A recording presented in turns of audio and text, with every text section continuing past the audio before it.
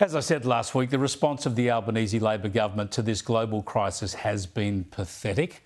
Just like they've been on Israel and Gaza, Anthony Albanese and Penny Wong have been hopeless allies, refusing to stand up for Israel or the United States, refusing to support freedom and democracy against vicious assaults, and constantly calling for ceasefires and de-escalations in ways and at times that would only help terrorist groups like Hamas and Hezbollah and their sponsors, Iran. And it's been the same since Israel took on Iran and its illegal nuclear weapons program.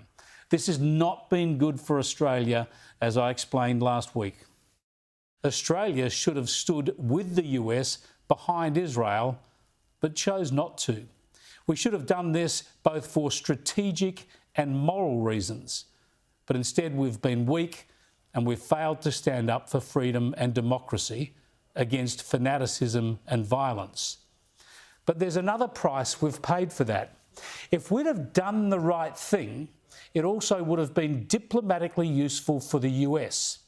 Without committing any military assets or money, Australia could have shown strong diplomatic support of the United States, acted like a reliable ally in a way that would have been appreciated by Washington.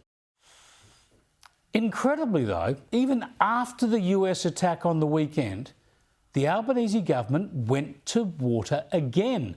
No support, no endorsement. They just slipped out a pathetic statement with yet another call for dialogue and de-escalation. Embarrassing stuff. They couldn't even support their main alliance partner taking military action to protect Israel and the world from a rogue, theocratic, extremist state intent on destroying other countries. They could not even support the US stopping Iran from getting a nuclear bomb. Well, I wouldn't mind betting the US ambassador in Canberra got to them, or a US official got on to Kevin Rudd in Washington, telling them this is no way to treat your main ally, the ally you rely on for your own security. Because this morning, a full day late, and after a week of talking nonsense, Wong and Albanese tried to do what either their lack of foreign policy instincts or their lack of values, or both, prevented them from doing yesterday. First, in relation to what is occurring in the Middle East, Australia has been clear, along with the international community, that Iran cannot be allowed to develop a nuclear weapon. We support action to prevent that from occurring, and this is what this is. What I would also say is we know that the international nuclear watchdog, the International Atomic Energy Agency, has made clear that Iran has enough heavily enriched uranium for several nuclear bombs. Why has it taken almost 24 hours for the government to provide support to the US? I think if you look at our statement released by the government yesterday, we made clear what we have always said, which is the international community, including Australia, has long believed that Iran cannot obtain a nuclear weapon. I think that was very clear.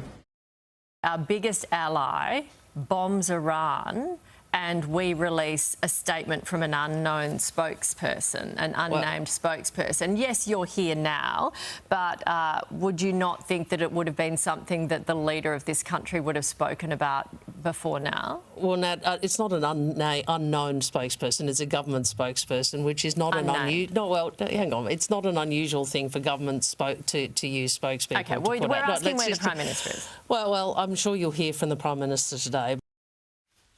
Yeah, and we did hear from Albo a little bit later, but it was hardly worth waiting for. Good morning. The world has long agreed that Iran cannot be allowed to get a nuclear weapon, and we support action to prevent that, and that is what this is. Why did it take 24 hours for Australia to express unequivocal support for this action by its closest ally? And what does this say about our relationship with the US under your government? We issued a statement yesterday. Just terrible. It's like they're in some sort of university debating club, not running a significant country. A sorry display.